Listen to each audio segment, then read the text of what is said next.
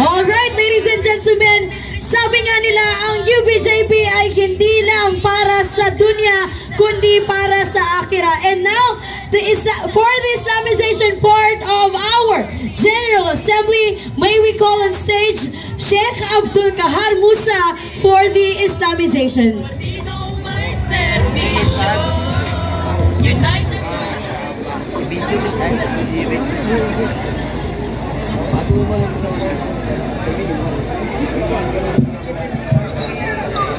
بسم الله الرحمن الرحيم. الحمد لله والصلاة والسلام على من بعثه الله رحمة للعالمين بشيرا ونذيرا وداعيا إلى الله بإذنه وسراجا منيرا، فصلوات الله وسلامه عليه وعلى آله وصحبه وسلم ومن تمسك بسنته واقتفى أثره إلى يوم الدين. أما بعد، السلام عليكم ورحمة الله وبركاته. عليكم السلام. Sa harapan ng ating butihing pinuno at Amir sa Moro Islamic Liberation Front and our Honorable Chief Minister ng Bangsamoro Autonomous Region in Muslim Mindanao, Honorable Ahod Balawag Al-Hajj Murad Ibrahim, Sir. Sa ating butihing Vice President ng UBJP, Honorable Muhagir Iqbal, Sir. And to our Secretary General ng United Bangsamoro Justice Party and the Governor of Maguindanao del Norte, Honorable Governor Abdul Rauf Makakua, Sir. At sa ating butihing at magiting na kasalukuyang Mayor ng Cotabato City, Honorable Mayor Bros Matabalaw, Sir. Para sa lahat! Sa inyong lahat, uulitin ko, Assalamualaikum warahmatullahi wabarakatuh. Alaikum salam.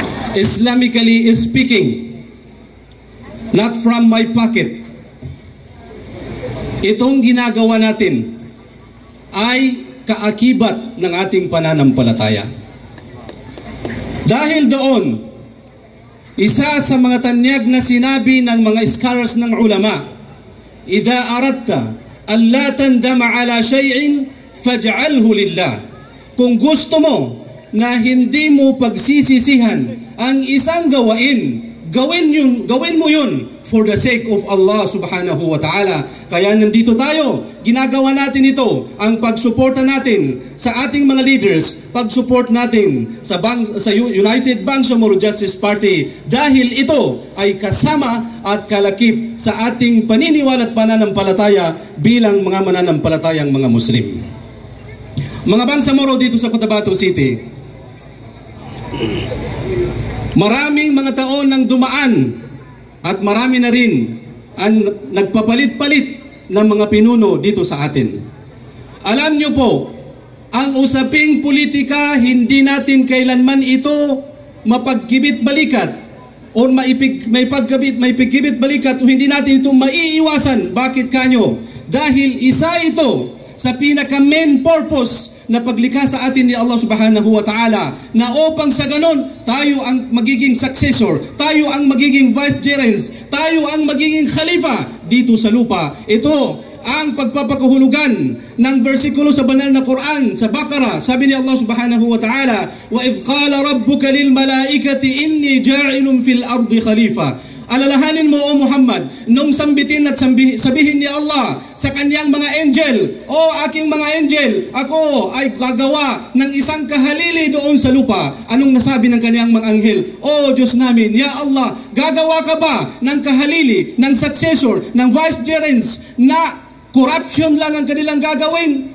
Sisirain lang ang iyong nilikha at magpapadanak lang sila ng dugo?" Anong sagot ni Allah subhanahu wa ta'ala? "Inni a'lamu ma la ta'lamun." Ako ay nalalaman ko ang hindi niyo nalalaman. Anong kahulugan nun? Kahulugan nun, parang sinabi ni Allah subhanahu wa ta'ala, kung nalalaman nyo at kung mayroon kayong alam na mayroon akong lilikahin ng mga taong magpapadanak ng dugo at mayroon akong lilikahin ng mga taong gagawa ng mga corruption. Pero definitely, meron din akong gagawing mga tao na magiging leader at supposed na magiging mga leader na silang mga mabubuti at sila ang mga tao na pagpapahalagaan ang buhay kapwa-tao. At yun ay nakikita natin sa ating mga leaders. Mga kabangsamoro, hindi natin maiiwasan na sumali sa usaping politika.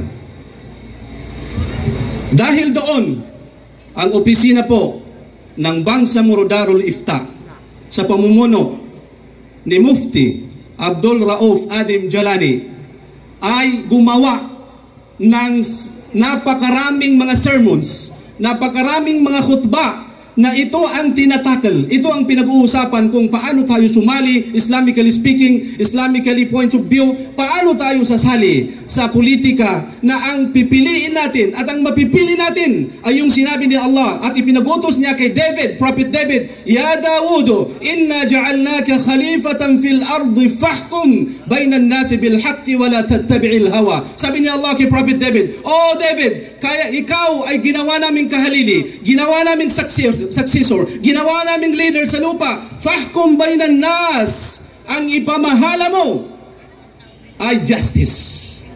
Fahkum bainan nas bil haqq, ang ipamahala mo ay ang pagkakaisa. Ang ipamahala mo ay pagmamahalan. Ang ipamahala mo al haqq, ang tunay, ang karapat-dapat. Kaya dito tayo upang suportahan ang United Bangsamoro Justice Party. Hindi lang nag-unite at hindi lang nagkaisa, bagos ang ipinapanawagan at ang ipinopromote ay justice. Hindi lahat ng nagkakaisa ay ipinopromote ay justice. So dito tayo sa nagkakaisa na ang ipinopromote ay justice. Shukran, wassalamu alaikum warahmatullahi wabarakatuh. Wa alaikumussalam warahmatullahi ta'ala wabarakatuh. Ustad Abdul Kahar Musa, dito tayo sa justice na may pagkakaisa na may hustisya. Matatano! Takbir! Takbir!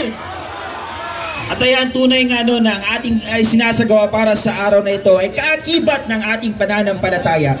At sa puntong ito ay tatawagan ho natin ang ating kasamahan na magbibigay rin ho ng message para sa atin.